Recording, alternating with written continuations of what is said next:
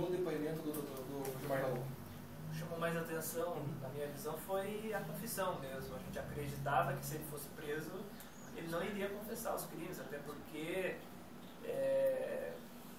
foi um crime bárbaro. Disse ele mesmo que matou primeiro o pai, e em razão da morte do pai, de uma série de dívidas que ele veio contraindo já há muito tempo, ele acabou perdendo a cabeça e matando toda a família depois. Por um acaso do destino, ele, depois no mato, ele resolveu entrar na casa do Carlinhos, onde estava a Indianara, essa moça de 16 anos.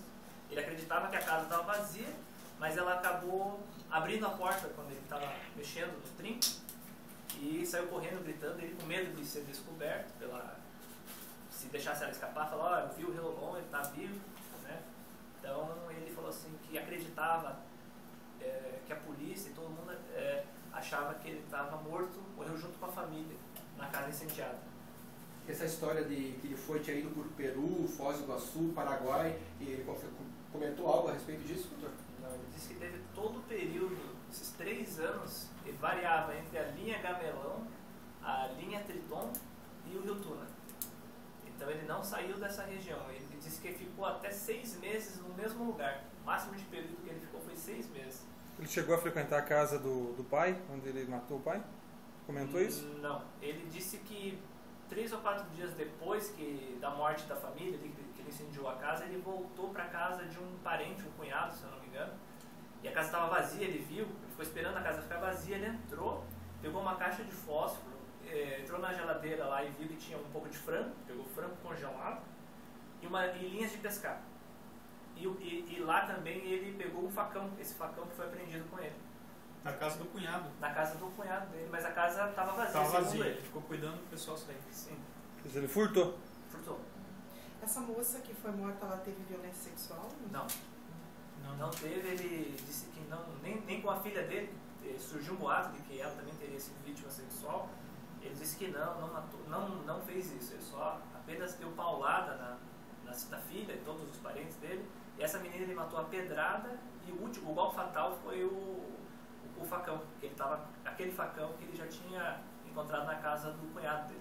Além dos homicídios, ele vai responder por outros crimes? Vai responder também pelo furto ali dos animais, né? Da região. Ele também disse que entrou num aviário, agora não me lembro de quem, para furtar algumas aves, né? E a gente investiga mais coisas, né? Porque às vezes ele não quer contar tudo que ele fez durante todo esse período aí. Diz ele que dessas 16 cabeças que estão comentando, ele matou cerca de 10 ou 11, ele não tem certeza, mas não são todas. Inclusive, ele disse para mim um detalhe, que ele não comeu língua de nenhum boi que ele matou.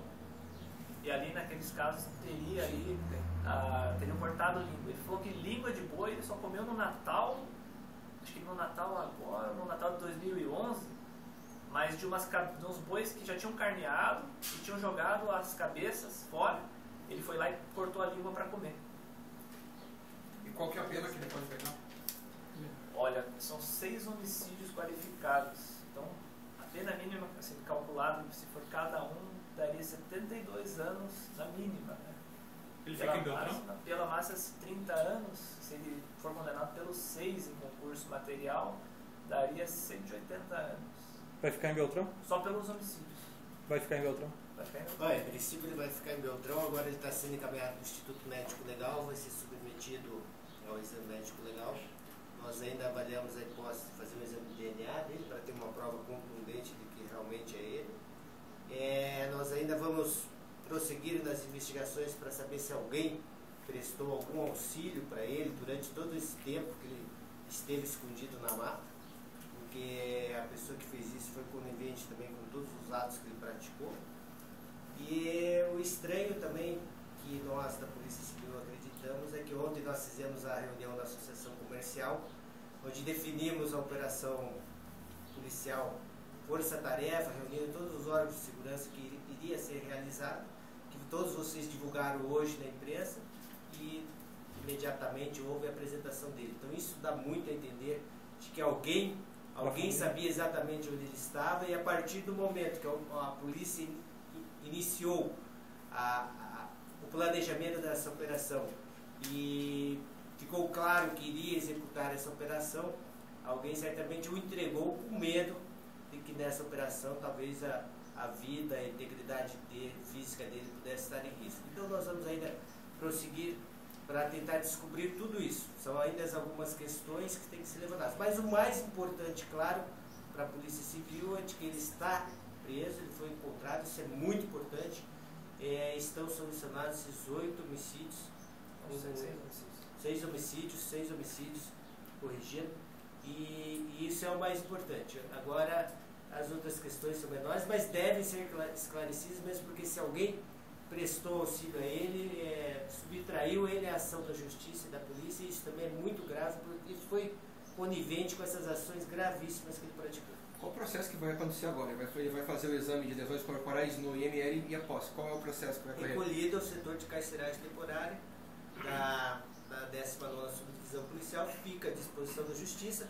Esses inquéritos ainda estão em andamento, agora eles serão concluídos, vamos esperar só esses laudos periciais aí, mas eles estão agora definitivamente concluídos, talvez alguma outra realização de diligência, e vai ficar à disposição do Ministério Público para oferecimento de denúncia e o devido processo legal, o processo penal, né, com direito, lógico, a ampla defesa, contraditório, como todo cidadão brasileiro tem. Familiares das vítimas já foram ouvidos? Já estiveram na delegacia?